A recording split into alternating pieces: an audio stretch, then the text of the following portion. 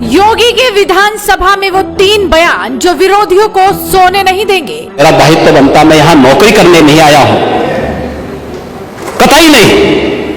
मैं यहां पे इस बात के लिए आया हूं कि अगर वो करेगा तो भुगतेगा भी फिर। अपराधियों को भी दे दी सीधी चेतावनी, जो करेगा वो भुगतेगा।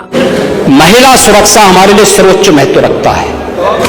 हमने इस बात को पहले दिन कहा है, कोई खिलवाड़ करेगा तो उसका खामियाजा भुगतेगा।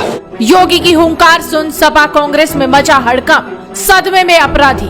के अपराधियों को आप कहते हैं साहब गोली मार रहे हैं, क्या माला पहनाएंगे क्या? सबसे सटीक विश्वसनीय तरीके से जिम्मेदारी निभाना, निडर हो, आपके लिए सिस्टम से भिड़ जाना, आपके हर मुद्दे को मजबूती से उठाना, खबर को सिर्फ बताना नहीं उसकी तह तक जाना, समाज के हित में समाज को आईना दिखाना, आपके और सरकार के बीच सेतु बन जाना। लोकसभा चुनाव के बाद पहली बार यूपी विधानसभा में मुख्यमंत्री योगी आदित्यनाथ बेहद आक्रामक नजर आए।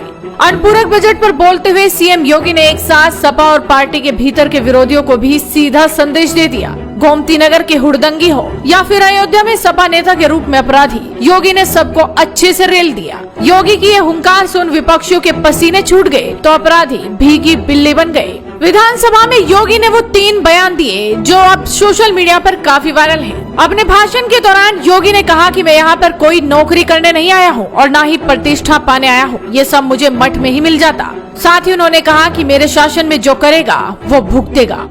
आपको बुलडोजर से डर लगता है, लेकिन ये निर्दोष के लिए नहीं है, उन्हीं अपराधियों के लिए है जो प्रदेश के नौजवानों के भविष्य के साथ खिलवाड़ करते हैं, जो प्रदेश के व्यापारी और बेटी की सुरक्षा में सील लगाने का काम करते हैं, जो प्रदेश के अंदर अराजकता पैदा करके सामान्य लोगों का जीना हराम करते हैं। मेरा दायित्व बनता, मैं यहां नौकरी करने नहीं आया हूं, कतई नहीं। मैं यहां पे इस बात के लिए आया हूं कि अगर वो करेगा तो भुगतेगा भी फिर। और इसीलिए मैं यहां पे आया हूं कि हम लोग उससे लड़ेंगे। ये लड़ाई हमारी सामान्य लड़ाई नहीं है, ये प्रतिष्ठा की लड़ाई भी नहीं है। मुझे प्रतिष्ठा प्राप्त करनी होती तो मुझसे से ज्यादा प्रतिष्ठा अपने मठ में मिल जाती है, कोई आवश्यकता नहीं मेरे लिए। लेकिन इस प्रकार के गुमराह भरे तथ्यों को लेकर क्या बातें हैं? वहीं लॉ एंड ऑर्डर पर बोलते हुए मुख्यमंत्री योगी आदित्यनाथ ने कहा कि सरकार किसी भी अपराधी को नहीं बख्शेगी। हमारी सरकार में बुलेट ट्रेन की रफ्तार से कार्रवाई होगी। कल की जो गोमती नगर की घटना है, उस घटना में भी हम लोगों ने जवाबदेही तय की है। उसके अपराधियों की सूची भी मेरे पास आई है। ये अपराधी हैं, पहला अपराधी है पवन यादव, दूसरा अपराधी मोहम्मद अरबाज। ये सद्भावना वाले लोग हैं, यानी सद्भावना, अब इनके लिए सद्भावना ट्रेन चलाएंगे, इनके लिए बुलेट ट्रेन चलेगी, चिंता मत करो। और उस बुलेट ट्रेन की तैयारी की जा रही है। और इसीलिए महिला सुरक्षा हमारे लिए सर्वोच्च महत्व रखता है। हमने इस बात को पहले दिन कहा है, कोई खिलवाड़ करेगा तो उसका खामियाजा भुगतेगा।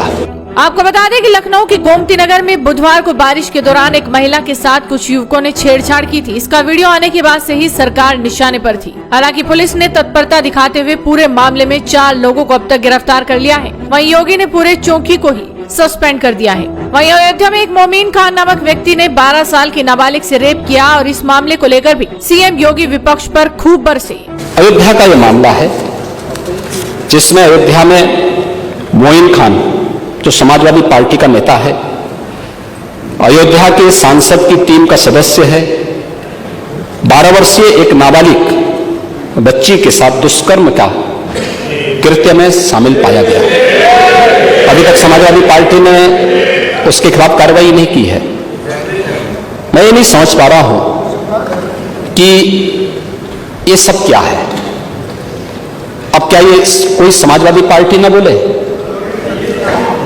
आपका एक्टिव मेंबर है, आपके सांसद के साथ बैठ रहा है, खा रहा है, उनके साथ चल रहा है, लेकिन इस प्रकार के, और यह अति पिछड़ी जाति से जुड़े हुए एक बालिका से जुड़ा हुआ मामला है, और इस प्रकार की घटिया हरकत में वह लिप्त है, लेकिन तब भी उसको हल्केपन से उड़ाने का काम होता, यानी हल्केपन से लेने का काम होता है।